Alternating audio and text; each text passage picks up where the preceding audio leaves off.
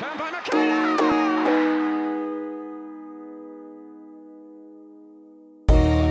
Lovely cushion header. And Gerrard! What a head, son! What a head!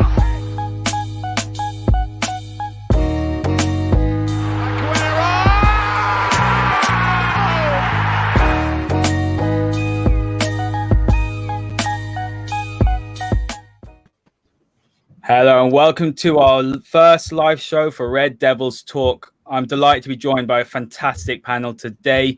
We're going to be talking about some of the news because in the last 24 hours, United has just been going overboard, both obviously in the news and also with the fan base. And I just wanted to break everything down, have an honest conversation and just talk about the issues in a calm way, because at the moment, I think there's so much anger, so much aggression, so much toxicity in the fan base, and we've got to sort this out. So look, I'm going to introduce my guest. Kieran, how are you doing today, mate?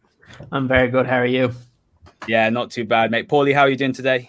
I used to work in sports radio, and in sports radio, all the bigwigs would take off basically the entire summer because it just felt like you were talking about the same thing every day and there was nothing happening. And so you just had to create something out of nothing to talk about. And that's exactly how I feel today. We're just talking about the same thing every day. Absolutely, mate. And Joe, how are you doing today, mate? It's good to see you on this show. Yeah, good. Yeah, thanks for having me on, mate. Yeah, I'm not bad, mate. Just pulled down by it all, but not so much what's going on, but just the reaction of everybody who's reacting to what's going on every day, like Paul says. And Mark, mate, welcome back. Thank you very much. It has been a difficult 24 hours, hasn't it? I think I've probably shown more emotions in the last 24 hours than I have in my lifetime. So it will be an interesting conversation tonight, but thanks for having me on. No problem. Look, guys, let's just dive straight into it. Let's talk about the Glazers. There's a lot of things been going around. There's so much anger, and a lot of anger is definitely fair. Look, I'm also an angry person. I put out a tweet today basically saying that, look, I'm not going to get wound up by the transfer window anymore, because every single year we go through the same thing. We have our hopes built up. You know, we have a good finish, or we've got a manager now who really is showing some progression. He hasn't wasted one single penny of the owner's money. And when it's really got to it, got us into Champions League, we have not pushed forward. It's so frustrating. I completely understand the anger. I tweeted today saying, look, I understand everybody's upset, everybody's angry, but let's just wait till the end, because us jumping on every single news story, us jumping on every single brief and just going into mass hysteria is just not healthy for the fan base. And at the end of the day, you never know. By the end, United could have 2 or 3 signings. I just want to ask you guys, though, like, how can we as a fan base unite? How can we move forward? Because all we see is if you buy the merchandise, you're a Glazer puppet. I got called a Glazer puppet today because I said I'm not going to get invested in the transfer market. I put out, yeah. You're apologist. I put out my podcast today and I got called, oh, why are you not talking about the Glazers? Why are you talking about this? Because I love Man United, because I love talking about the match. I love talking about the history of the club. I just love the club so much. What we're seeing is hurting me. It's destroying, my enjoyment for the game. But what I'm seeing, though, is that I still love my club. I still want to watch them week in, week out. I still want to talk about the football. So, Kieran, talk to me about this whole sort of thing about, only talking about transfers and not talking about anything else. I mean, what is your view on the transfer strategy? That's a good place to start. Yeah, I think for me, I've always been pretty balanced when it comes to the Glazers, because I've been realistic to know how it all unfolded, how just because you're a fan of the team doesn't mean you're a fan of the Glazers. Back in 2010, 2011, when the green and gold scarves were very popular, at every match day I brought mine with me, but I'm not going to be one of those that's just going to go and attack the Glazers every minute and have every hashtag talking about Woodward or the Glazers, because at the end of the day, they don't care. Like, I've seen so many different things come out today about one of the ridiculous ones was when they were trying to get a petition up for getting Sancho. Well, okay, that's fine if you got the 108 million. How are you going to spend another 65 on his wages? So, like, none of it doesn't make sense. I think people are getting angry and they're getting themselves worked up for something that at the end of the day, it doesn't matter. If Sancho comes, great. If he doesn't, It's fine. I'm still going to be a Manchester United fan. Yes, it annoys me that the transfer strategy for years was pretty abysmal, but the difference now is I can see the plan. Yes, it's slow, but again, I would rather United be slow and get the players that fit the system that Solskjaer wants to run. So let's say, obviously Sancho is his number one target, and they're going to use the transfer window to try and get that done. If he then brings in another player instead that fits a system that might be more short term than Sancho, then fine, because that's what good teams have to do. You don't always get what you want. Real Madrid even don't always get what they want. They can't spend any money this summer. And I can tell you one thing, from living over in Madrid, no fan base thrives off the transfer window like Real Madrid fans. They go crazy for them. They have the whole stadium full when a player joins to do a couple of keepy uppies and then he leaves. So I think that the people that are getting overly annoyed on Twitter, you're just getting yourself worked up when really nobody within the club actually cares about what happens on Twitter, because they have their PR people looking at it, but the Glazers don't care. They're still making money regardless of if they had 2 million signatures on a piece of paper saying that we don't want you there. They know we don't want them there. That's the difference. It's been reported in the media. The likes of Gary Neville, Jamie Carragher, even on Sky Sports talk about it, but nothing ever gets done. We've had banners go across Old Trafford. We have songs in Old Trafford about throwing the Glazers and Woodward on a bonfire. It doesn't matter. What you need to do is you need to become more level-headed about this. Realize, okay, yes, in the summer when the transfer window is literally the only Manchester United news we get, I can understand people getting annoyed. But there's a game on Saturday. Stop focusing on how mad you are that we have only signed one player, and get behind the team and enjoy the game on Saturday, and stop being so fixated on if we're going to sign a player or not, because whether we do or not, you're still going to watch the game on Saturday. You're still going to buy a jersey. And again, you just, for your own, I think, mental health, it's probably best to just stay composed and just wait until the window's over and see what happens. If nothing else happens, okay, go complain, go show your anger. But again, support the team regardless. There's some great points. But look, the Green Devil, how you doing today, mate? It's good to see you on the stream. And look, he makes a very, very, reasonable point that, while it's not the responsibility to make Sancho a Man United player, it is a responsibility to make sure we have adequate quality in that position. We currently don't have a right winger. Look, mate, I completely agree. You can ask Paulie. I'm going to come to Paulie. Me and Paulie have argued all summer. Okay, my point has always been, there was always this talk, United had to get Champions League to get Sancho. So Oli got Champions League. And as soon as he's done what he's had to do, the baton's been passed over to Woodward, to Judge, to the Glazers. Now you do your bit. Now you give him the reinforcements because he's provided that platform. We were in an absolute disarray under Jose Mourinho. Whether you like Jose or not, we were a mess. Oli came in. It wasn't just, and people keep on saying, oh, United have always won trophies. United are, they have to win trophies. They have to be challenging. They do. We do. We're an amazing club. But look, let's be real. The last 7 years have been shocking. Chopping and changing, spending money poorly. And Ollie's had to clean up 7 years of basically just crap. And he's come in and he's pushed us in the right direction. But Paulie, I say to you, it's imperative United get their transfer business done early.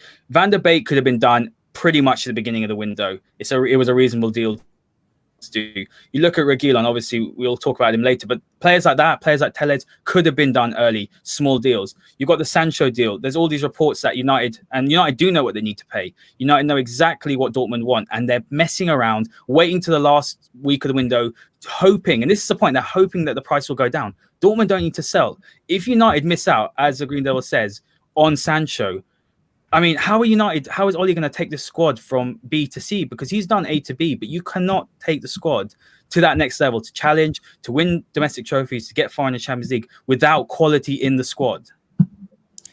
Yes, you need to bring in Sancho. I disagree that they could have gotten Van de Beek done earlier, a month ago, the two of us were talking and we both kind of said that we both think he prefers to go to Spain. And as soon as that report came out, it came out on a Monday, and that Van de Beek was all of a sudden open to moving to the Premier League.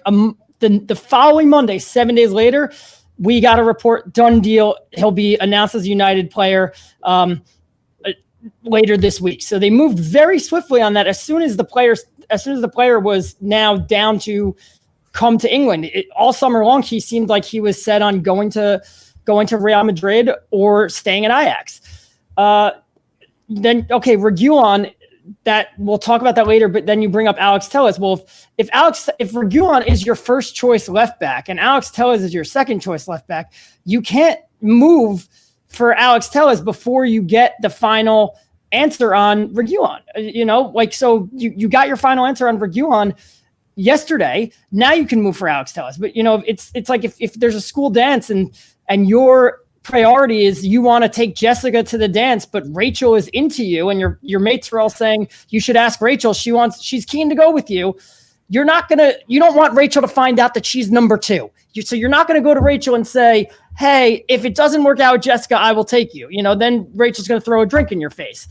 So you can't go to Tellez and be like, hey, we want you, but Reguilon is our priority. And there's an element of that with Van de Beek too, is Jack Grealish was supposedly our number one in that position. And kudos to us. We walked away and there was an opportunity presented itself to get Van de Beek. So we got that, but you need quality in the squad. You do.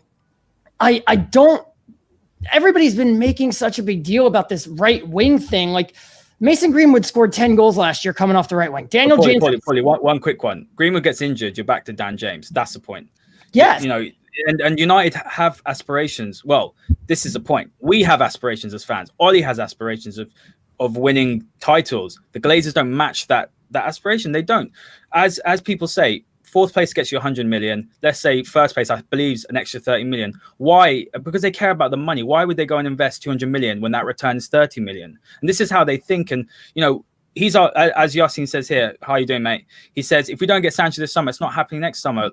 Honestly, speak to me now, because we can talk about all the other, we have got a good team. But the point is, if Sancho doesn't come in and we've wasted all our summer chasing him, what are the repercussions for that? Because that is just unacceptable. You cannot operate as a football club like that.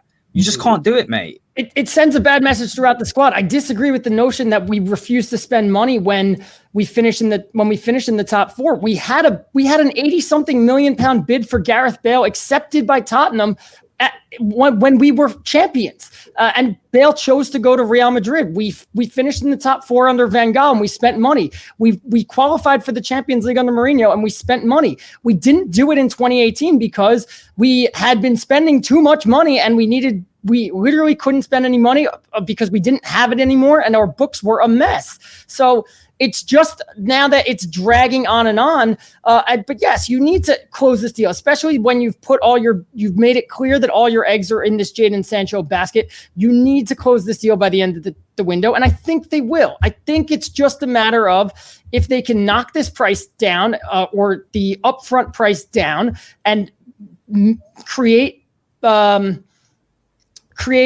room in the budget to make other signings, then that's what they would like to do. And if it's October 3rd and they can't do that and they've made no headway, then they'd say, okay, well, here's the money. And they close the deal on Jadon Sancho. I mean, James, how you doing, mate? It's good to see you on. Thanks for all the support with the podcast. Look, this is a great comment. United spending too much money is like saying Dubai has too many hotels. Look, Joe, I'm going to pass over to you.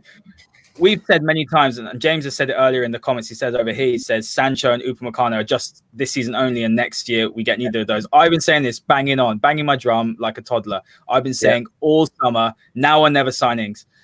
They are now or never signings. You look at the profile, you look at the price that's potentially available. I know we're in COVID times, but for two potentially already top players at such a young age as well, who've got such a high ceiling, who can go on and honestly become the best in their position, United literally have a free run at both.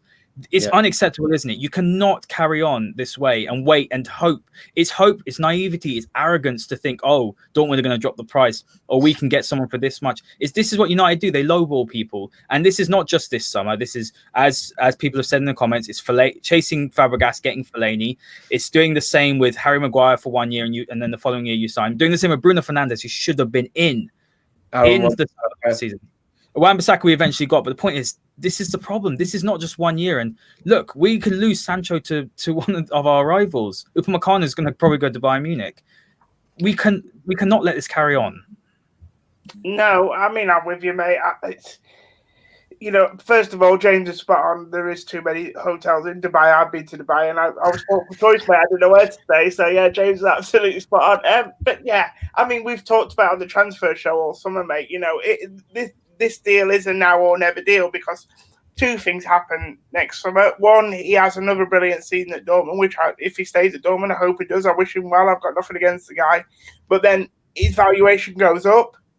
And also, if he is then available next summer, like we said before, it brings so many other clubs to the negotiating table, i.e. Real Madrid, Barcelona, who actually, going back to your point about us being arrogant, thinking that we're the only ones, if he's got the choice of Real Madrid, Barcelona, Manchester United, he's probably going to Spain. I do believe that. I do believe that if there's more clubs at the table, we might have trouble convincing him as well.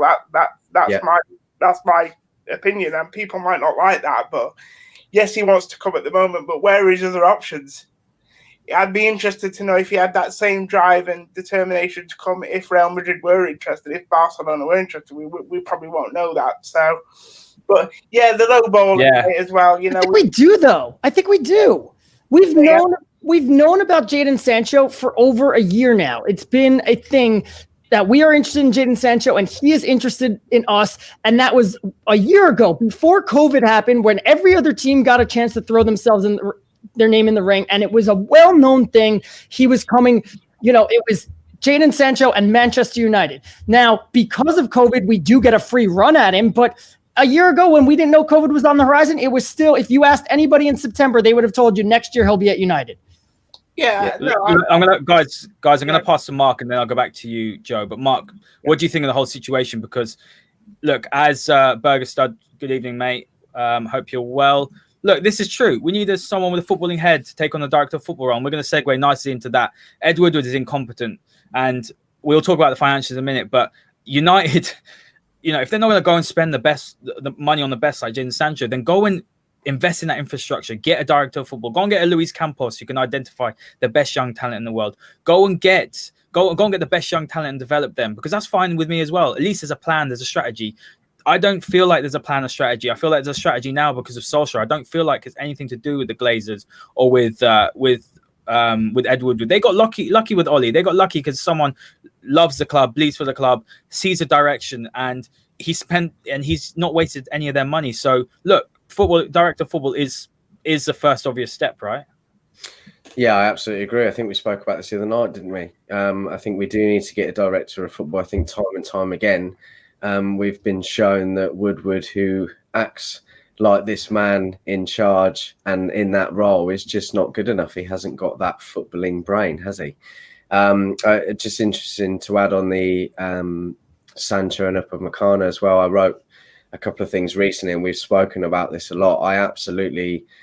I do believe that Sancho would come to us, and I think that we've got a little bit of a stepping stone in the fact that he's good mates with Rashford and Lingard and all those other players that we've got here, and I do think that we would still be able to do it. But ultimately, what happens next year is if we go in for him again, whilst he's another year into his contract and essentially should be cheaper, you've got a lot of other teams after him, and then starts a bidding war. It's just fortunate for us at the moment that Real Madrid and Barcelona have categorically ruled themselves out. But we need to, we do. I mean, we've seen changes over the last few years where, Ollie has his sights set on who he wants. He's had a bit of a shake-up on who's there to try and get these players in. And we have seen some massive changes. And I think we get ahead of ourselves, really. I think it's very difficult for us to not get angry and get enticed by all of these, these things that go on. On very many occasions over the summer, every year I say, you know what, this year I'm going to take it easy. I'm not going to get myself involved. But then you see things happen and you can't help it. And that's only because you are passionate about the club that you love. And it has been an awful couple of days. And I really hope, for Manchester United's sake, they can get to the end of this window and perhaps pull something out the bag, which they seem to do every summer. And I know Sky have come out recently and said, look, this isn't a ruse at all. This is what it is. And they are not going to be getting anyone else or whatever. I just hope that we can only hope that they get someone in. And absolutely, we have to go for Jadon now. And Upamecano, obviously, putting a bit more money up front to get him now would be a great thing, but I don't think United are going to be able to do that. He might be available for less next summer, but 37.5 mil for someone like that is bloody cheap. And I guarantee you, Bayern, Real, Barca, they'll all be in for him straight away, and we've got no chance. Absolutely no chance. Look, I'm going to go to Joe quickly. Joe, what can we do to change? Because you're seeing all these. Look, I just think these petitions are pointless, right? There needs to be change. There needs to be physical change. Look, the problem is that I'm not going to criticize people for going to buy the merchandise, for going to buy the kit, because at the end of the day, they're entitled to be. This might be a very controversial opinion. So in the comments, please say, if you think I'm an idiot, just say it. It's fine. I won't get offended. But look, if you say and hashtag Glazers out and you want the Glazers out, don't go and buy the kit and go and plaster it all over social media. I just don't see how you can do that. Look, I've got a kit and I can't turn around and say, I'm perfect. I'm not. We all buy the kit. But, this season I categorically said I'm not buying the kit because we're putting money into their pockets. Well, if you go and buy the kit, that's fine. I'm not saying you're any less a fan. But what I'm trying to say is the only way you're going to hit the Glazers, you hit their pockets. That's all they care about. They're leeches. They care about money. Sorry, Paulie. I know I'm going to let you talk about the money situation after. But, Joe, what I'm saying to you is, what can we actually do to make a meaningful change? Is it, protests, or is it not going to the stadium? Because again, you can't tell people who've spent their hard-earned money on a season ticket not to go to the game. Like, they have every right to do that. So what can we do? Because I'm at a crossroad. I do not know what we can do. I feel like you can only wait it out, and that is the most heartbreaking thing, because who knows where we'll be in 5 years and how much they'll destroy this amazing, wonderful club.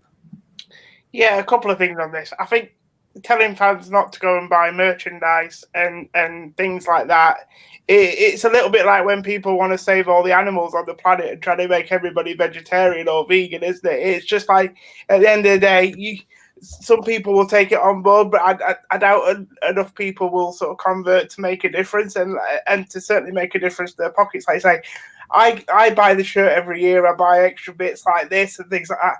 I can honestly tell you now, when I'm buying this, I'm buying it to wear to a game, to go to get behind my team. I'm not buying it to support anybody. That is a last thought in my mind. Maybe call me a little bit naive, that maybe I should be thinking, actually, if I'm buying this, maybe I am, filling their pockets. But it never even crosses my mind. And I buy a shirt every year. I mean, this has been going for years.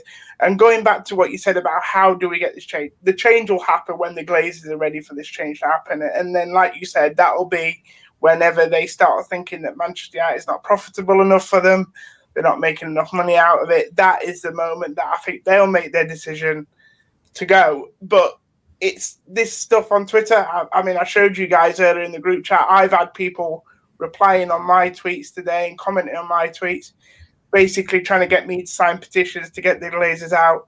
I've been polite to these people, and what I've said to these people is, sometimes when you try and force your opinion or force a way onto somebody, if they're split 50-50 or don't really understand, which maybe I drop into that category, the worst thing you can do really is try and force yourself on these people, because it just ends up being to your detriment, I think, because if you're too pushy, someone's just not going to sort of buy into it. And we've said before on this show and on other shows, the idea of putting Glazer out on Twitter, and it even, I think it's been trending now for the best part of 72 hours, it's been in the 1, 2, 3 for the last 3 days. The basic point is, the people that really matter don't see it. They're not seeing it. They don't look at it. Joel Glazers, I don't know if he's got a Twitter account, but if he doesn't, they don't care, mate. They don't care. So what my advice to these fans is that energy that you're harnessing to put these tweets out, put it out, like Kieran said earlier in the show, to back the team. We have a game on Saturday. We have a season coming up. Use this energy that you've got against the Woodwards to get behind this team, because I'll tell you now, it doesn't matter how many tweets you put out a day, or, you know, Pogba Senior doing what he does and things like that, trolling the club. It will only change when they're ready for it to change. And who knows when that might be. It might be next season. It might be next 10 years. I mean, you guys know more about the finances than me. So I want to say one thing quickly, Joe. Fantastic. I completely agree. I love the fact that you're taking the angle to support the team, because I don't think people are doing that enough. They look at the players. Look, we know that the depth's not good enough. We know that. We're not stupid. Every single fan knows that we can't compete on all four fronts. But what gives me joy, and what's given me joy, that especially since the restart, the last 6 months, is I'm actually seeing my Man United again, my old Man United. We're not at the top. We're not at the top of the tree. I'd love to be at the top of the tree. I'm sick of too many. Look, I'm not going to criticize other people that do channels, because everyone has a right to go and give their opinion. But what I don't like is when people split the fan base, and that just makes me so angry. And when I put the tweet out saying I'm not going to get invested in the transfer window, that doesn't mean I don't care. That doesn't mean I don't dislike the Glazers. Doesn't mean I don't want to see change. But something Green Devil says here, and this is a fantastic point, I don't think we can do anything. We're a victim of our own success. There's too many of us to make a difference. I know James Jackson's in the comments, and we had a little chat today, and I got called a Glazer apologist, and he put down, I hope he doesn't mind me saying this, but he put down like different groups of fans. And when he put that down, we have all sorts of fans. We have obviously match going fans from Manchester. You've got overseas fans.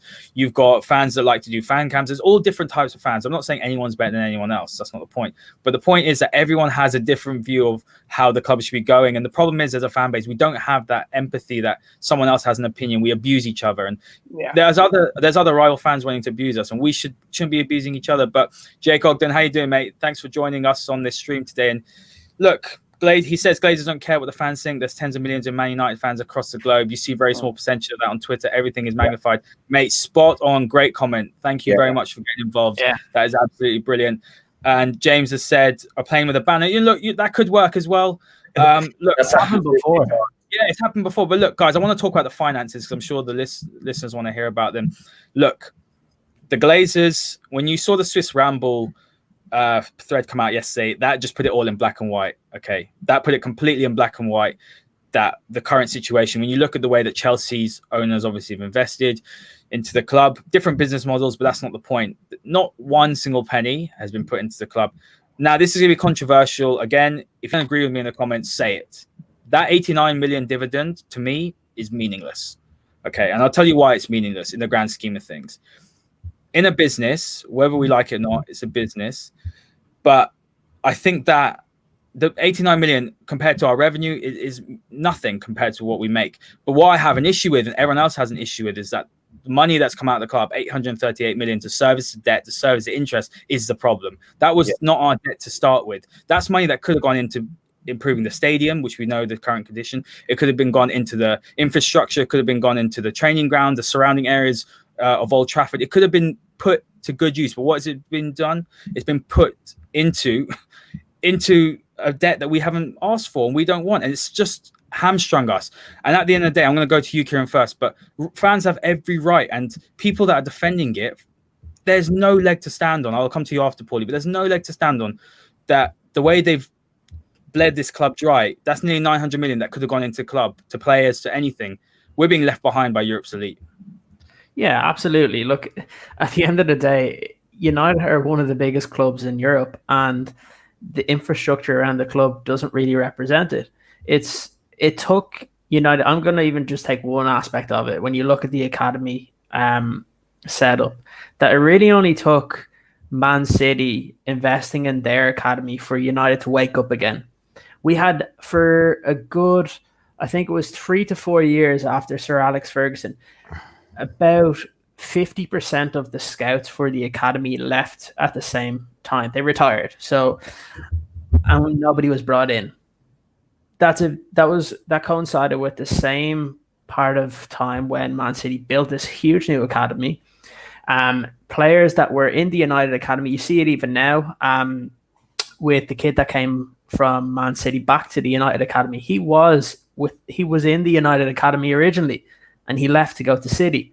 The reason for it was because the facilities are crap. They weren't built on. We can say the same thing with Old Trafford. There's been no improvements to Old Trafford in years. There's been no improvements to any of the infrastructure around Old Trafford in years.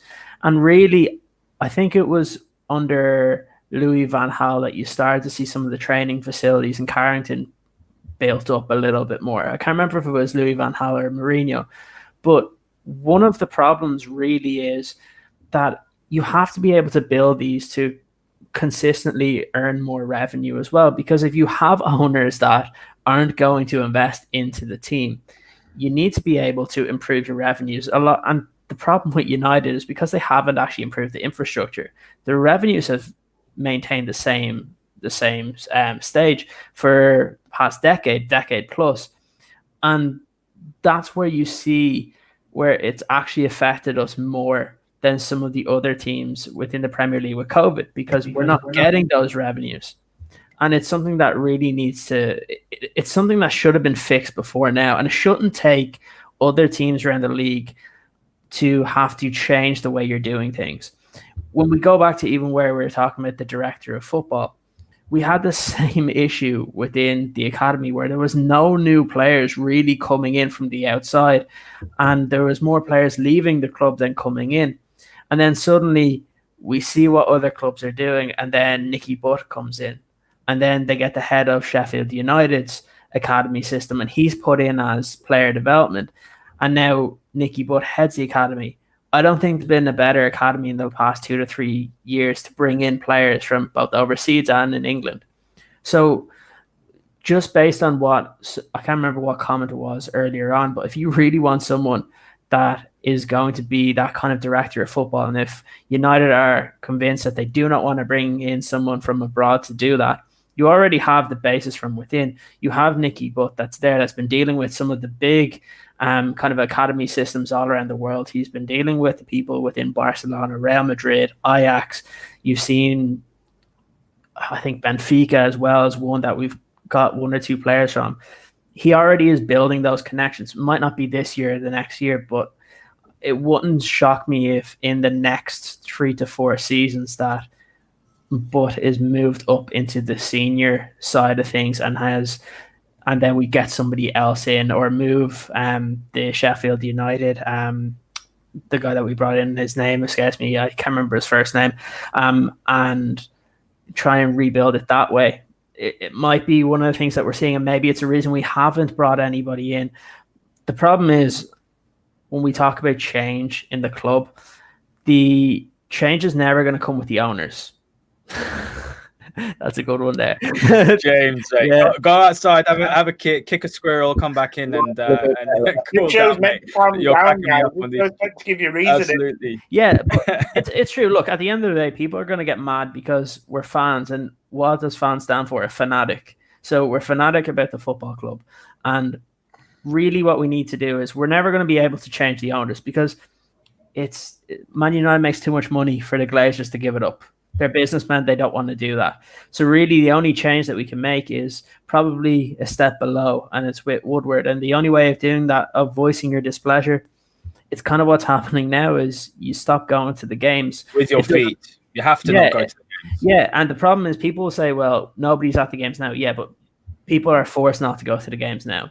When you have the opportunity to go and you don't, that's when you start to see it. You see it in American sports the whole time. I'm a huge fan of the Chicago Bulls, who had the same kind of ownership group and the same kind of general manager for years.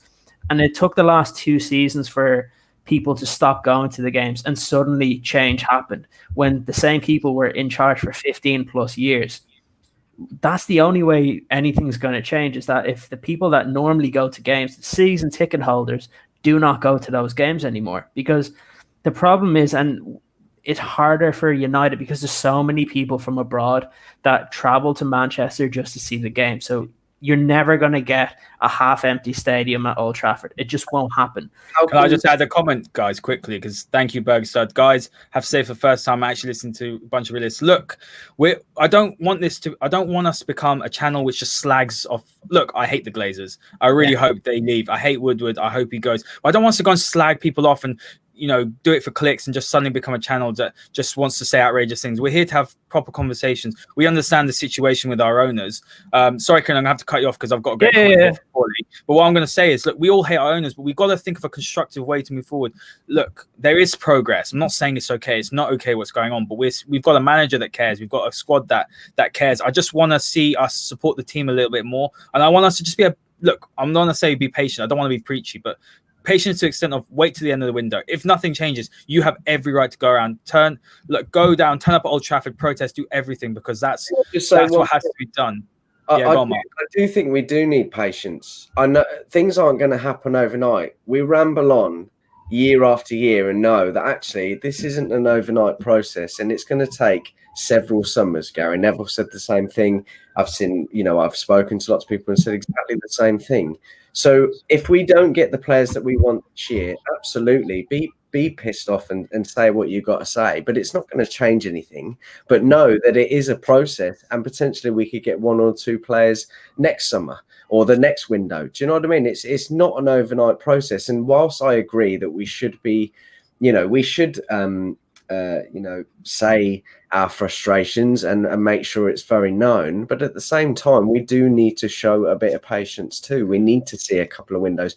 This where we are now hasn't taken one window. Ollie's come in, he's been in there a year and a half now. He's been gradually doing the process, getting rid of the people that he don't want, Fellaini, a few others that have gone as well, and he's gradually bringing those players in. So it's not an overnight process. And whilst I agree we should be angry if we don't get the players that we have been going after all summer, that is embarrassing. We should get Jayden. At the same time, we also need to understand that it's not going to happen. We are not expecting to win the league next year. So we don't have to make sure that we've got 1, 2, 3, 4 players where we could have a title winning team, but know that after next year we're building, and then hopefully we can go next summer and get the rest of the players or 1 or 2 more.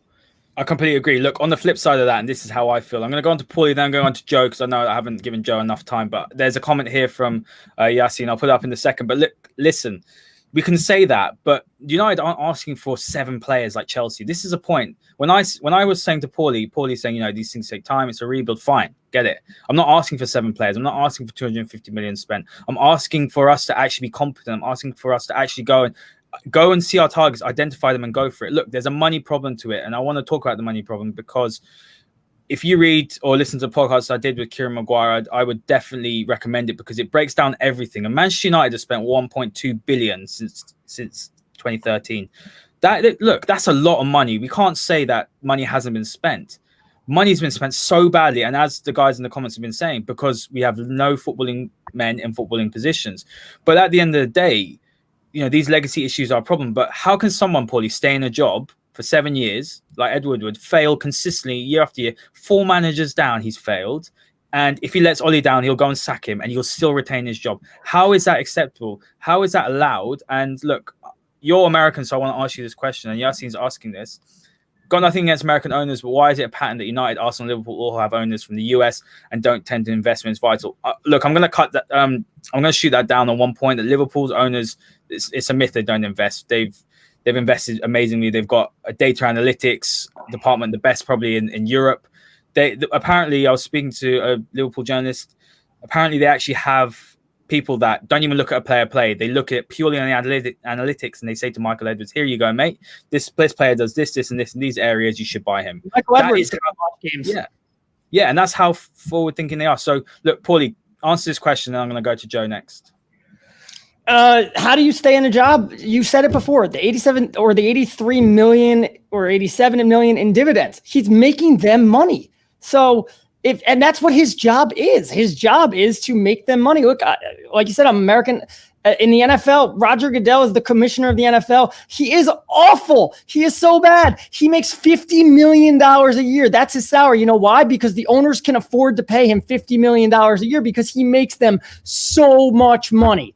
And that's what Ed Woodward does. And like you brought it up before, the 800-something million pounds of debt that the Glazers have saddled the club with. But how much of that money that we're using to pay off interest would we not have had if it weren't for Woodward? When Woodward commercially has taken us to the next level, especially in the middle of this decade, that has allowed us to really up our spending in the transfer market. Then it comes down to we spend it terribly.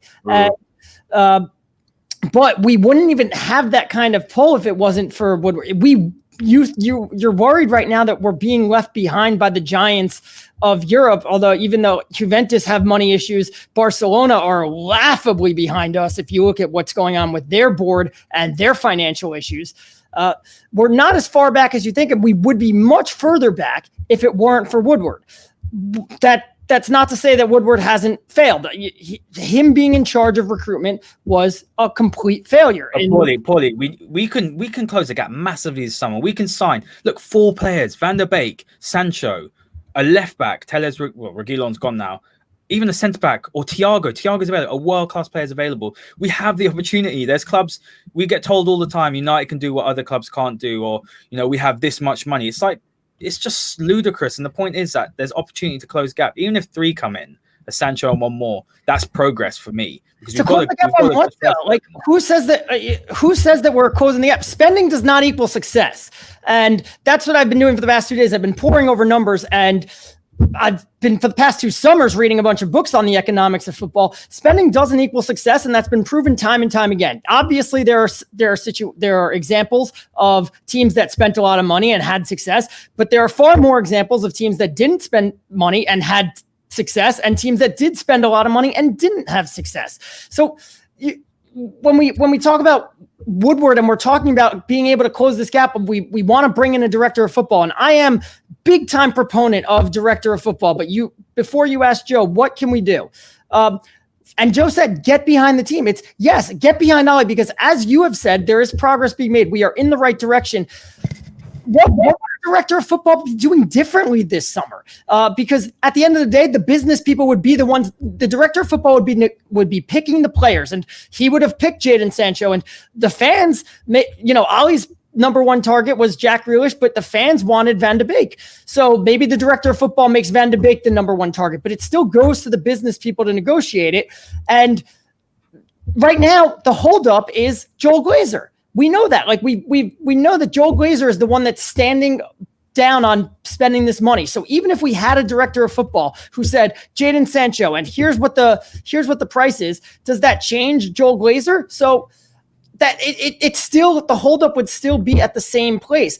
But like I said, get behind the team, because right now the team is going in the right direction. We have people in place that are picking the right players. But like Hader said on a different show earlier this week, my biggest concern is what happens if Ollie goes. And that is the question, is what happens if Ollie goes, which is why the whole club goes with him, and that's the problem. But so get behind the team, because as long as Ollie is still there and we're still, then that gives you hope that the targets are going to be correctly identified, and it'll go, and you'll maybe it takes a lot longer than we want it to take, but the Woodward has been delivering the targets. It's right now it's Joel Glazer saying no, and just keep supporting the club and hoping that it stays the same, because we are on the right track. And until things are different, and like you guys have all said, the Glazers don't care, and there's no reason for them to leave. Staying out of Old Trafford isn't going to help, because there's far more money in TV than there is in match day revenue. So, that's the same problem that we have in American sports. Not showing up to the stadium doesn't do much, because the cable TV deals are worth so much more. So until people around the world and people stop watching on TV, owners have no incentive to sell. And that goes back to the question that the commenter asked: why do all these Americans not invest? Because American owners are investors. They're not going to overspend their means. They're looking at what money is coming in before they're going to say what money is going out. They're all in this for, I bought this club at X price, and when I sell it, it's hopefully going to be more. And it's a collective. Like, even if Arsenal go in the tank right now, if the Premier League TV rights go up even more, the value of that club is higher. So it is what it is. And I know that's not the answer that people want to hear. And I hate the Glazers too, but like, we've got one person say this. Look, everyone's got an opinion. Energy on it. Everyone's got an opinion. Look, me and Paulie's one of one of the best guys that I've met on Twitter. He's a great guy. Look, he has a different opinion, and that's fine. Look, I don't always agree with him. Me and him have clashed many, many times. He brings a different view to it. The most important thing is to be respectful. We're all United fans. We're all looking for the same thing. Look, Joe, I'm so sorry. I've abandoned you and left you in the corner, mate. So, look, I've got a question from the Green Devil, and I'm going to pass this over to you, and the floor is yours. What are Ollie's objectives for this year, assuming we just get Donny? I mean, that is unacceptable for me. I want to know your opinion on that, and how should he be judged? I think he's been brilliant, and hate the board will haven't backed him this summer. Look, it's unacceptable if one player comes in, and look, we can talk all we want. We can say, oh, the money's tight.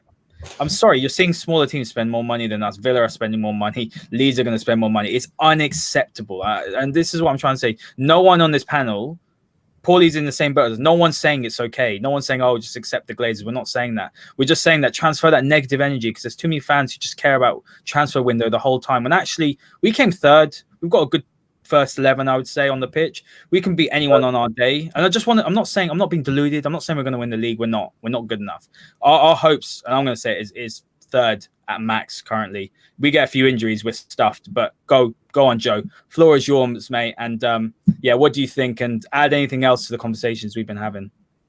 Well, first of all, mate, I don't think the viewers will mind too much that you've left me up in the corner nice and quiet, mate, to be honest, so that's all right. At least the viewers will be happy. No, mate, if we just have a window where Donny comes in and that is it, then the expectation will be to probably finish where we finish this season, because obviously the team is about the same. But you know what? That's probably fine for the club, because the club, if they have Champions League football again, that ticks a box. And, and I mean, in a way, what you can say is if we do only bring Donny, maybe it does lessen the pressure on Ollie a little bit, because actually, what else can he do if you don't give him the reinforcements to progress and push on even more? So, yeah, I mean, going back to, I think Paulie was spot on as well. When you look at the finances, I see people on Twitter saying, cancel your MUTV subscription, what, £10 a month? In fact, they're even doing a deal at the moment, I think, where you get 12 months. You get the first 12 months for the price of 6 months, if you know what I mean. I would never buy it. I'm sorry. Yeah, It's the biggest propaganda mouthpiece you'll see out there. I just bought it for the first time in my life. But my point is, I mean, I've had it as well. I don't have it currently, but I've had it, and you're exactly right. I mean, these people are programmed to say certain things, and they can't speak the truth. There are people like David May on there, who you can see is absolutely fuming about the situation at the club, but he can't say these things. So I get you. But again, it's just one of those things. It's not, things like that aren't going to make a difference. They're going to get £100 million at least this season from Sky to show their games, like Paulie said. So that TV money is absolutely massive. It's their main source of income. And that's why, Premier League sides and even Championship sides have been able to survive through this COVID period and be able to play for a long, sustainable period of time without fans. Because, you're looking at the lower divisions in England, like League One, League Two. Yes, their seasons have started now. But if they're going to have to play football all season without a crowd, it'll be interesting to see how many of those clubs actually come out the other side at the end of the season. This is why Premier League and other top leagues around Europe have been able to continue without fans, because whether we like it or we don't, it's not their main source of income. And therefore, the money, like Paulie said, from TV is what keeps them going. What I'm going to say, Greg Kai 87, welcome this evening to the stream. Nice to have you here, mate. Look, with Champions League, this current squad with injuries will struggle to finish sixth. Look, I'm going to hold on, Paulie. I'm going to disagree with that. Look, I'll tell you why. Because, and this is the point, how much have Arsenal improved? Not very much. Tottenham, by the way, looked terrible the other day. I don't have much expectation for them to come above us. Chelsea are integrating 7 players. Look, what Chelsea have done, and this is a point, this is why I'm angry, this is why I'm frustrated, is that Chelsea, Frank Lampard's an inferior manager, I think, to Solskjaer. But you know what Chelsea have done? They've looked at the situation and thought, you know what? We're going to give Frank the best possible foundation, the best possible opportunity to at least go and challenge the top 2. Will they do it? I have my doubts, because I don't think he's tactically good enough. I don't think he has the tactical acumen to do it. But the point is, they gave him the opportunity. And that's what we're asking as United fans, to give Ollie the opportunity. As it currently stands, and I've done a I've done a prediction sort of top 6. You can call me deluded, it's fine. I'm thick-skinned, but I would say that United are going to finish 3rd or 4th, depending on how well Chelsea gel. I don't see Everton going and sustaining it for a season and finishing above United. United have got a lot of quality in that midfield. That front 3, look, I know I'm just talking about if there was no injuries, is a fantastic front 3. And so what I'm going to say is that people that are all doom and gloom like that, I just think it's awful. And I've got another one from James here. We were 6th when we were on our ass, but this squad does 5th, 6th at worst.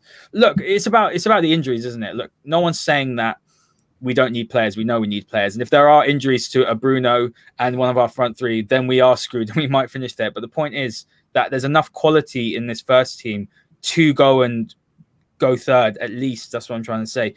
Look, at the end of the day, we're all frustrated. But what I do want to say is that Man United fans, we are so transfixed on transfers, but we looked at the Reguilon deal. I'm going to ask you guys. I'm going to go around and go to you, Kieran, first. And a lot of fans are genuinely outraged and questioning the club's ambition when we didn't take on Reguilon because of the buyback clause.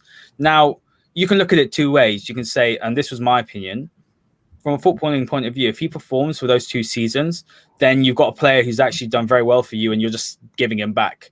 And there's other people saying, and this is probably the notion the club has, that it's an asset, you have to protect the investment, but also we're a massive club. And I think as a massive club, you can't go and let the likes of Real Madrid, essentially just be like, oh, take our player, develop him, we'll bring him back. So I think the club have done the right thing. I'm not an in the know, so don't go and quote me and don't abuse me on Twitter after this if it doesn't happen. But I've spoken to 2 people. The boys in the chat know who I've spoken to, and they can vouch for me that these 2 people are reliable and they don't have any reason to make anything up. But he told me that Reguilon wasn't going to happen before Fabrizio announced it. And also he said to me, United are working on things behind the scenes. So make of that what you will. That's why I'm much more calm, because I just don't think United, although they're incompetent, I don't think they're that stupid enough to actually not go and work on anything. The Green Devil, I agree with you, mate. I just did a podcast with Kira. They weren't impressive at all.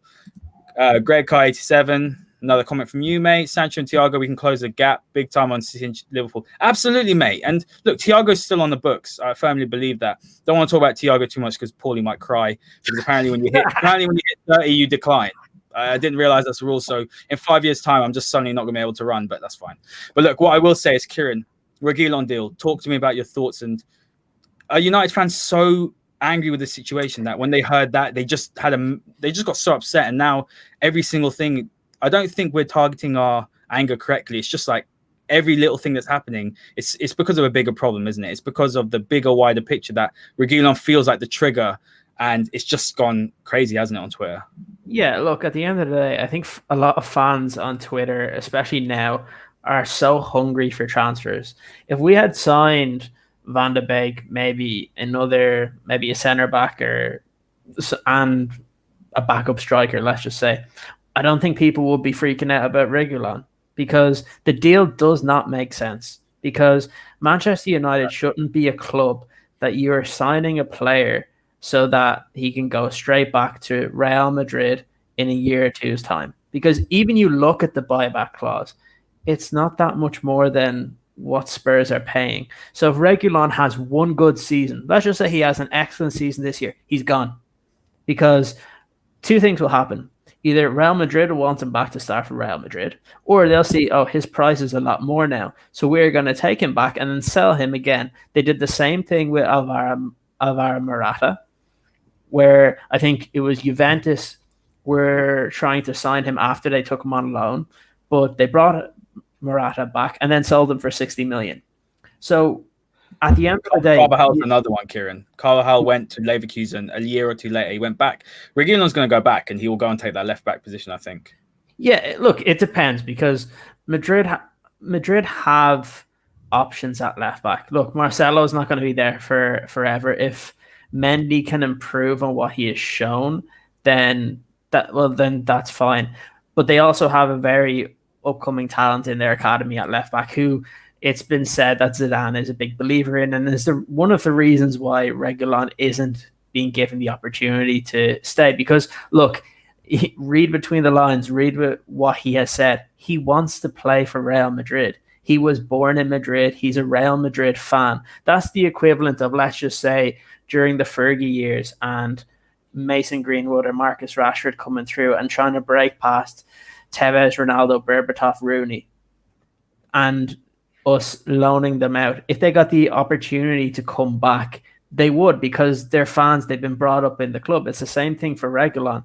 I think that fans were freaking out because they see it's another deal that United haven't gotten done. And it's more about not getting the transfer done rather than the actual player. It doesn't make financial sense. It doesn't make business sense. And it doesn't make sense in terms of the transfer strategy that we have. We have applauded Solskjaer because he's been looking towards the future and been bringing in players that are going to affect the club for the next 5 to 10 years.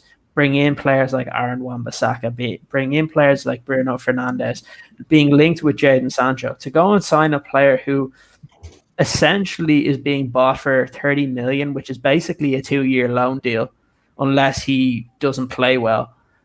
It just doesn't make any sense for United to do it. And for them to pull out, actually, I think it has shown that they've come far in the last 7 years, because I think at the start of this one, whether it was 2013, 2014, or 2015, I think United would have done the deal, because they were trying to do the same thing for Contrao from Real Madrid at the end of that first season for Moyes, and it was the exact same thing, and they were planning on getting that deal done. So I think it's something that you have to applaud where they're coming from. Yes, it's annoying because it's not another deal that's done, but you have to look at where you want to draw your anger. This deal isn't one where you should be getting angry about. You should actually be applauding the club for how they're acting and pulling out of a deal that just doesn't make any sense. Yeah, well said. And the Green Devil, that's Kieran Josen. Kieran, They do look alike, to be honest. But honestly, guys, thank you. You guys are contributing some really great comments, some really great questions. James has said here, Haaland was the same sort of deal, but he's another player we got done for not getting. I think Haaland is a funny one. I think we're going to regret Haaland. I do think. Yeah, but Mino Raiola has like control over him. Yeah, but Mino Raiola is the one that gets to say when he gets sold or not. So he's gone next year. Yeah, that's exactly what was going to happen. And Rayola's playing it for the 100, 200 million pound deal that may or may not come in this current market. But he was clear that it was going to be the same playbook as Pogba. Is after 2 or 3 years, Raiola was going to start angling for a deal to try to get another big payday. Yeah, no, I'm going to go to Mark on that. Look, there's a comment here from Greg again.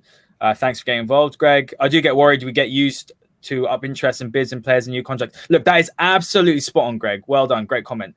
Look, you have to just look back at the sort of history of the last 5 years, or even before. It's not even just the last 5 years. Man United is the biggest name in the world. You get linked to Man United as a player and you want a new contract, you're going to go and add another 10, 15, 20K onto your contract.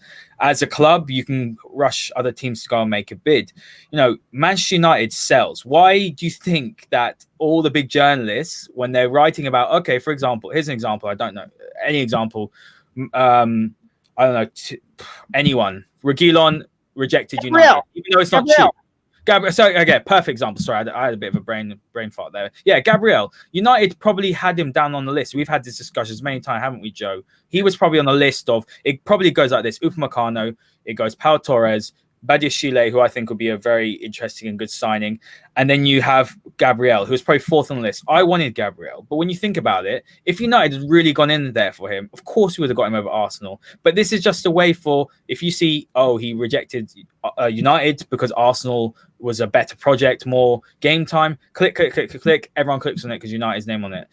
Another 2 examples: when Bobby Firmino was at Hoffenheim said United were interested. Liverpool went straight in and paid the fee. Same thing happened with Benteke. Tim Sherwood was a manager at the time, and he did say that, United interested in Benteke. Of course, we weren't interested in that lamppost. He was awful. But the point is, what happened was Liverpool went and spent the fee. So I'm going to pass over to Mark.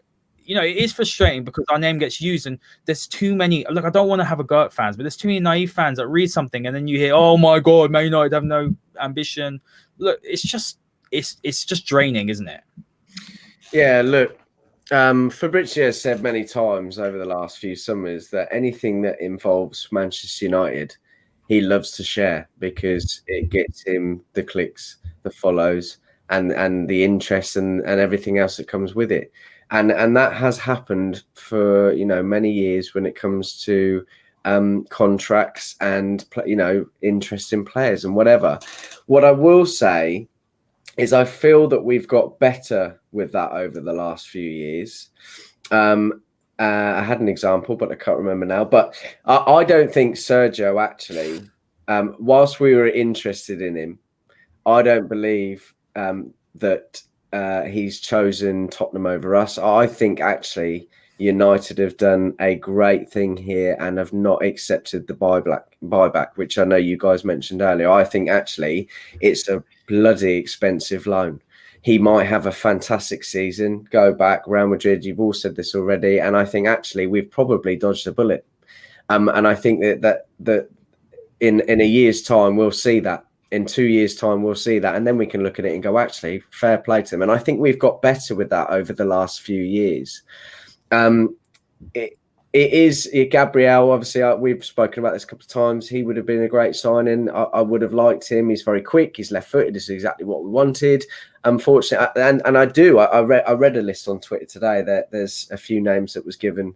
Gabriel was one of them. There was genuine interest there from Manchester United, but we have other targets. We had other, we were working on Jadon Sancho, so we just never got into to buy the player, and it is frustrating that we are used for this sort of thing. But again, if we create, this boils back to what we were talking about at the very beginning. If we get on our high horse and get frustrated and create cliques and have these discussions, anger comes out, then of course people are going to use us all the time. It's no surprise that happens. But I think we've got better at it, and I think and I'm just trying to remember in the last couple of years, there was one or two where we sort of stood firm, said that we weren't going to do it. And this Reguilon one, I think I at the beginning I was really angry about it. I thought, oh yeah, nailed on, would be great to get a great left back. Looks like the part, looks like the right mentality, good friendship with David De Gea and all this sort of thing. And he probably would have been a good signing, but I think United stood firm. And hopefully now this will change how we approach things and how teams want to deal with us, because we aren't going to just be bowled over and say, yeah, we'll snatch him and take him off. Yeah, we'll pay this and wages and whatever. We might actually start to make the correct decisions. And I firmly believe now, after taking myself away and coming back pragmatically, I firmly believe that we made the right decision there. Mark, that was a very, very calming comment. I'm going to come to Joe here. And look, my counter to that, and this is my opinion, and James, you must be reading my mind, mate, because you've just taken the words straight out of my mouth. Surely, okay, good business to not go for Reguilon. Look, at the end of the day, United have to be smart. They have to think about, their reputation and also from a business decision as well. But if they don't go now, Joe, and get Tellez, what was the whole point of this? And that's the point. That's what fans are worried about, aren't they? That's why we're upset, because it's fine to say, and Mark's right. We've had our pants pulled down. Maguire got completely fleeced. I'm sorry, that was unacceptable. Especially as the guys in the comments have said, he was available for what, 20 million less the year before. I know Paulie's got money. Paulie, hold on. I'll come to you because I want to talk to you after, Paulie, about Jose, like the legacy issues with the spending. That's what I want to finish on. Unless the guys in the comments have any more questions, I can ask the guys. We've run obviously an hour now, but look, Joe, so. That's fine to say. Obviously, Mark saying, we're doing better, but sometimes you got to pay the money. It's just ridiculous, as we say about lowballing people. Sometimes you have to pay, and United have. I keep on saying this, that arrogance, but also, okay, you're not going to go for one target. But what's the excuse now with Tellez? He's available, as James has said, for 18.5 million, and that's been verified by many people. Fantastic going forward, great numbers. For him. Yeah, what was that? Sorry. We should just put the money in for him. Yeah. Absolutely. If he's a player that's available for that little, yes, I know he doesn't fit the mold where he's a little bit younger, but he's 27. He's got experience. We need someone that's going forward. He's 18.5 million. There's no buyback. That's the moment when you say, right, yeah, we'll bite your hand off. Yeah. Joe, I'm going to go to you. Surely United have to. It's a tough one for me, this, mate, because I'm in the boat that actually I'm with you guys. I wouldn't have spent that money on Reguilon, especially with the buyback clause. It's just a deal that doesn't make sense. And if United want a left back, then yes, get the money in. I'm just wondering how much this summer they went into this transfer window thinking we need a left back. That's what I'm wondering. I'm wondering if all this talk of a left back like Reguilon, like Tellez, has come about because actually they are at a fantastic price, and you think if you can get somebody in at that price, do it. I would, not saying that I don't think we need a new left back, but I would question whether when they had their recruitment meetings at the end of last season or whenever they had them, that actually left back was that high on the list, to be honest. Whether you agree with that or not, I don't know. I would agree that will make a great point here, though, that the reason why we're frustrated at Luke Shaw is because he doesn't offer enough attacking wise. I know we're not going to go into the debate of whether you think we should or shouldn't. I know Paulie and Kieran argued, but look at Tellez, right? 11 goals, 16 assists. He's fantastic going forward. He's got an end product. Yes, okay, he takes set pieces. But look, for years, United couldn't get the ball past the first man on the corner. So, I'll take as many set piece takers as we can. Yeah. But the second point to that as well is that, when I've watched him quite a few times, but I spoke to someone who's a Porto fan, and I trust his opinion. He said he's in the mold of Andy Robertson, where he's very direct, he's explosive going forward.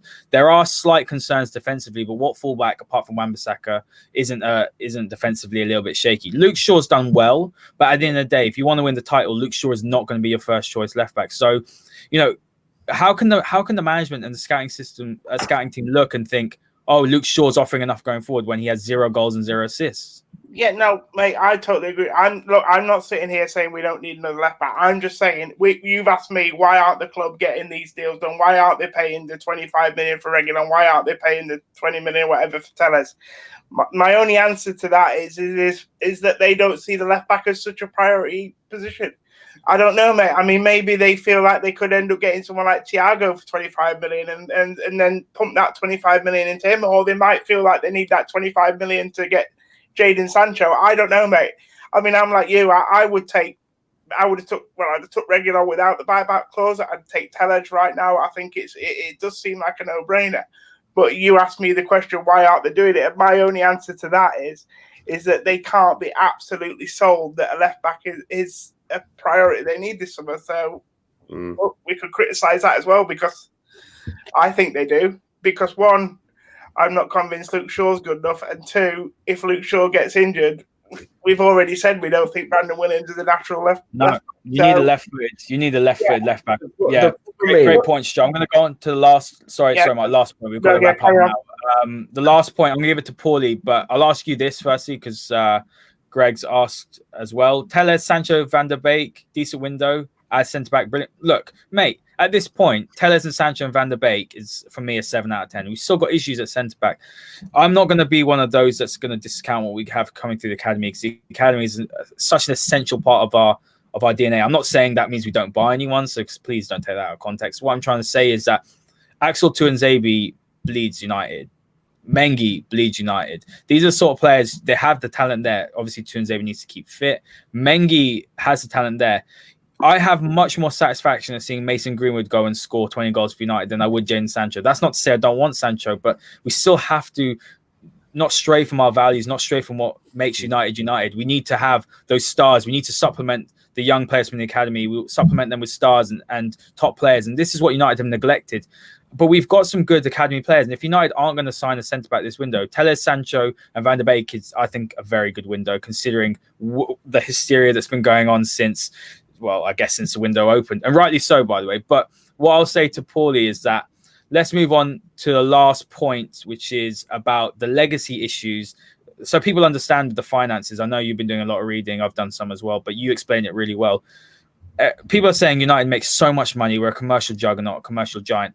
And they're saying, well, Chelsea is spending this much. But why can't United spend this much? Different business models. When you look at Manchester United over the last 7 years, like I said, we spent 1.2 billion. I'm not saying that Glazers haven't taken money out of the club. They have. But the point is, 1.2 billion is a huge amount. And any rival fan will turn around to you and say, oh, well, you have spent that money. Why are you complaining? Because someone said that to me the other day. He said, you're a spoiled fan base. But when you look at this summer, and United should be able to go and spend on the level of Chelsea, why can't they do that? What is the issues? Why is it that we're suffering from Van Gaal and Jose era? So the biggest thing that fans don't realize is you see all the time, you see threads on Twitter of people saying, in in this year we made 650 million in revenue and we only spent 110 on transfers. And then the following year we made 710 in revenue and we spent 150 on transfers. And we should be able to spend more. But what we don't realize is when you close the book on the year is those expenses aren't closed on the year. First of all, that's just the transfer fees. That doesn't even account for the wages and the signing bonus and the bonuses. And there's plenty of bonuses in these contracts, the agent fees. Then you got to pay the coaches. You got to pay the rest of the staff. You have to pay the kitmen and the kitchen staff and the stewards and everything. And those are obviously much smaller expenses, but they're there. But when you close the book on, all right, so we spent 110 million on transfers this year. You go to the following year, that 110 million is still carrying over. We are still paying for Paul Pogba. We are still paying for Romelu Lukaku.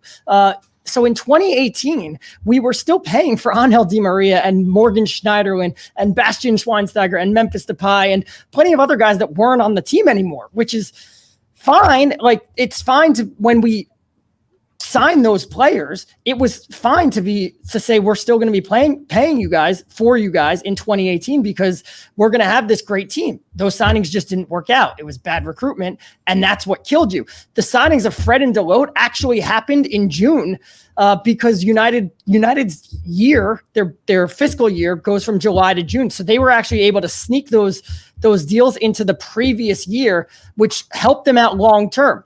But come July, they didn't have any money to spend. If they spent any more money, they would have run into they had money, but they would have run into accounting issues with financial fair play and everything. So they needed a year to give their books a rest. They needed to start getting the wages off the books. So yes, they could have signed Harry Maguire for 10 million less than what they signed him a year later. They also are wary of, you don't want to sign a player coming off of a big international tournament because Leicester were really taking advantage of how high his value had rose in that World Cup. So by waiting a year, you say, if he maintains that performance, then yes, he's worth that money. But if he just had a really good World Cup, the way, Jesse Lingard had a really good World Cup and a year later was crap, the value would have dropped. Maguire held his value, so he ended up becoming more expensive.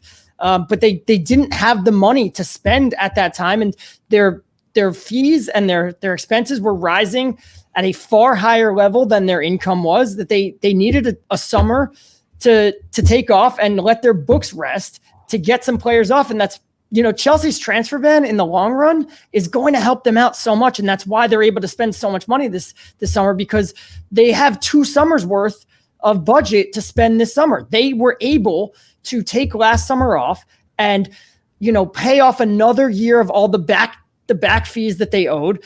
They sold Morata back to Atletico Madrid in a brilliant loan to buy deal. So Atletico didn't. Quickly on that point. Sorry, man. Sorry for interrupting you. But that's a great point. So you're talking about Chelsea's thing, and people complain, and we all say this: why can't United shift players off the book? Why can't they go and sell players for massive fees?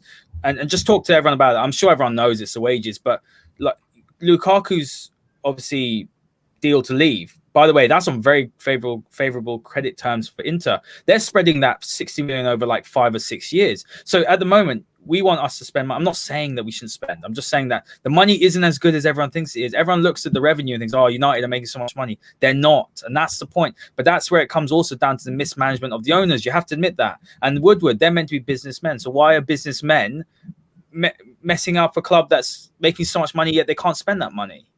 Well, it goes down to they spread out these contracts, which at the time looked like a really good idea. If you got 6 years out of Angel Di Maria performing at a high level, that would have been great. It's just that he didn't fit, and we had to get rid of him after a year, and we sold him on a loss. But that money that comes, the football finances are so weird. That money that comes in gets reported as one lump sum on revenue. The money that you're spending, you spread that out over 5 years. So, for example, Eden Hazard gets sold by Chelsea. That's 100 million in their books for the year. Real Madrid, for them, it's 20 million a year for 5 years. And that comes back to the Morata thing, where Chelsea, knowing that they're facing a transfer ban, were able to do this loan to buy, where basically they told Atletico, don't pay us until next year because they didn't need the money now. So this year they get 50 million coming in on top of a whole year of resting their books, which just gives them the ability to spend wildly. Now their owner is fine writing off losses, but it keeps them in line with financial fair play. Like our owners are not fine with writing off losses. They're investors, the same way that Liverpool's don't want to write off losses, the same way that Arsenal's don't want to write off losses, the same way that Aston Villa don't want to write, they only want to spend what's coming in. And that's really the difference. You've got PSG, you've got Manchester City, who are owned by oil countries, oil states and oligarchs, mate. Yeah. It's a different story. And that's everything that's wrong with football. Yeah. Well, look, guys, we've got to finish here. Look, Greg's got one last comment. Thank you again, Greg. You've been really active. Thank you for listening and all the listeners as well. But Aston Villa have easily spent 130 million over the last 2 seasons. How much have they made on TV money?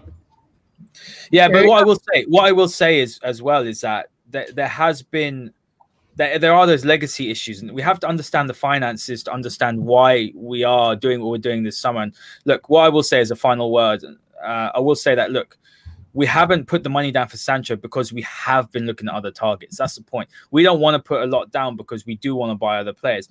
But the point is that United, if they really think that Dortmund, and we've said this many times, if they're going to budge on what they want, then we're deluded. And that is a problem with the ownership. And you either pay the money and not buy anyone else, which is probably what will happen. I mean, I'm not very confident in Sancho. Or you try and long it out as long as possible, try and nick a Thiago as well and bring in Sancho and hope that Sancho pushes for the move. Sancho wants to move. United wants Sancho, and Dortmund want to sell at the right price. And that's the key, the right price. So for anyone that's sort of getting frustrated at it, and I am as well, look, when you just say to yourself, I'll wait till what happens on the 5th, honestly, mate, life is so much more calm. Like I've had a good day today, apart from being called a Glazer puppet, a Glazer apologist, the C word a few times, like it's all right. Like I said, that's all right, mate. It's only in jest, but no, that's the point. So what we've got to do is we've just got to support the team. We've got a game on Saturday. I don't want to talk about some random. Mate, James has cracked me up so many times. Guys, you guys have been brilliant. We're going to think about doing some more live shows if the boys are interested, because we love the interaction. I know obviously we're still growing, we're a small channel, but we're never going to come here and just do stuff for clicks. We're going to do stuff because it's fun. We're going to research our views. We're going to give proper analysis. But what I'm going to say is we've got a game on Saturday. I'm so excited to see United back. My honestly, my weekends are so much better with United in it, whether it's United that are not very good or whether they're winning the league. I love my club. We all love our club. What I will say is just, this is what I'm doing. You don't have to listen to me. I'm not preaching, but I'm waiting till the 5th. I've taken a leaf out of Paulie's book. Paulie, if you're wrong, mate, you're banned from this channel. You can go I'm wrong. You can go and Here we go 2 weeks ago. Yeah, exactly. But the point is, guys, look, let's support the team. There is movement behind the scenes from what I've been told. I'm not in the know, but I have spoken to someone that is well connected through the podcast sort of thing. And at the end of the day, like, I trust him. Now, if he's wrong, then he's wrong. Like, that's the way it is. But the point is that United are working on things, and let's just give it some time. So anyway, thank you to all the listeners.